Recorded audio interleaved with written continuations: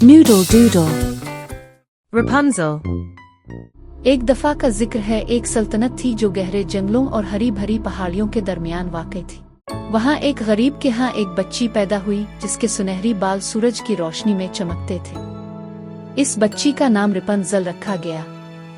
लेकिन उनके खुशी के लम्हात पर एक जालिम जादूगरनी मोरगाना की नज़र पड़ गई जो अंधेरे जंगल में रहती थी। रपुंज़ल की माँ को एक नायाब जड़ी बूटी रिम्पेन खाने की ख्वाहिश हुई जो सिर्फ मोरगाना के जादुई बाग में थी। इसकी ख्वाहिश पूरी करने के लिए रपुंज़ल का बाप जादूगरनी के बाग में जा पहुंचा और वहां से जड़ी बूटी चरा ली, मगर वो पकड़ा गया। मोरगाना ने एक खौफनाक सौदा पेश किया, वो अपनी बेटी इसे दे दे वरना अपनी जिंदगी से हाथ धो बैठे। बेबसी में इस शख्स ने अपनी बच्ची को देने पर आमादगी जाहिर कर दी। रपुंज़ल के पैदा होते ही मोरगाना इसे एक पोशीदा मीनार में ले गई जो गहरे जंगल में वाक़ई था। इस मीनार में दरवाजा नहीं था, सिर्फ एक छोटी सी खिड़की थी जो बहुत ऊंचाई पर थी। वहां पहुंचने का वाहिद रास्ता जादू था और रपुंज़ल के लंबे सुनहरी बाल। साल गुजरते गए और रपुंज़ल एक खूबसूरत नौजवान लड़की में ढल गई। इसके बाल सोने की एक चमकदार नदी की मानिंद नीचे बहते थे। मोरगाना दुनिया के असरात से डरते हुए इसे बाहर निकलने की इजाजत न देती। रोज वो नीचे खड़े होकर कहती, रपुंज़ल रपुंज़ल अपने बाल नीचे लटकाओ, और रपुंज़ल अपने सुनहरी बाल नीचे गिरा देती जिसके जरिए मोरगाना ऊपर चढ़ती। अगरचे रपुंज़ल ने कभी मीनार से बाहर कदम न रखा था, मगर वो दुनिया के ख्वाब देखती थी। वो परिंदों को आज़ादाना उड़ते देखती, दौर से गांव वालों की हंसी सुनती और सोचती कि बाहर की जिंदगी कैसी होगी।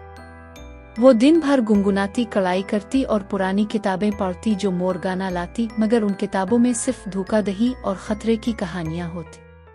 फिर एक दिन रपुंज़ल अपनी मधुर आवाज में गाना गा रही थी कि एक शहजादा एड्रीन जो करीबी जंगल से गुजर रहा था इसके नगमे की तरफ खिंचता चला आया। दरख्तों में छुप कर इसने देखा कि मोरगाना ने रपुंज़ल को बुलाया और वो अपने बाल नीचे लटका रही थी। शहजादा हैरान रह गया।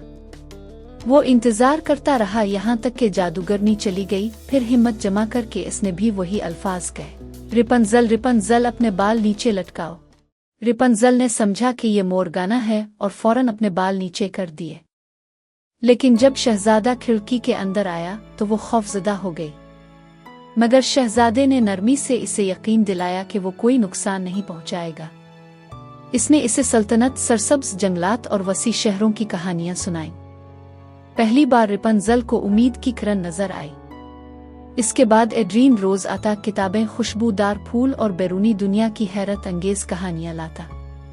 दोनों एक दूसरे को पसंद करने लगे और रपुंज़ल ने आजाद होने का ख्वाब देखना शुरू कर दिया।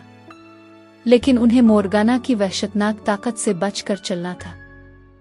एक दिन रपुंज़ल ने बेख्याली में मोरगाना के सामने शहजादे के बारे में जिक्र कर दिया। जादूगरनी गुस्से से पागल हो गई। इसने रपुंज़ल के सुनहरी बाल काट दिए और इसे एक वीरान जगह छोड़ दिया। फिर इसने एड्रीन के लिए एक जाल बिछाया। जब शहजादा इस रात मीनार में आया तो मोरगाना इसका इंतजार कर रही थी।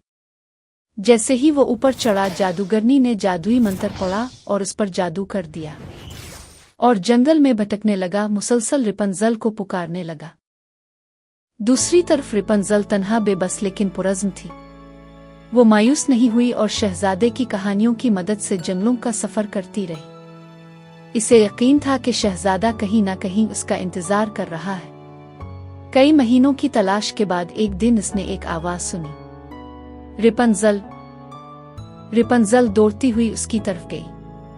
वो एड्रीन था, जख्मी, भूखा। वो रोते हुए इसके पास गया। जैसे ही इसके आंसू रपुंज़ल के बाजू पर गिरे, जादू खत्म हो गया। नए आज़म के साथ वो दोनों सल्तनत वापस पहुंचे।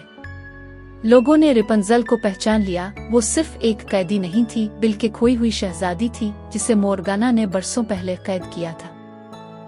रपुंज़ल ने रहमदिली और अक्लमंदी से हुकूमत की और एड्रीन हमेशा उसके साथ रहा। जहां तक मोरगाना का ताल्लुक था, वो कभी दोबारा नहीं देखी गई, मगर अब भी अंधेरे जंगल से इसका नाम सरगोशियों में सुनाई देता है। यूं वो लड़की जो कभी एक मीनार में कैद थी, एक मलिका बन गई, और उसकी कहानी हमेशा एक कैदी की नहीं बल्कि बहादुरी, मोहब्बत और आज़ादी की मिसाल के तौर पर सुनाई जाती रही।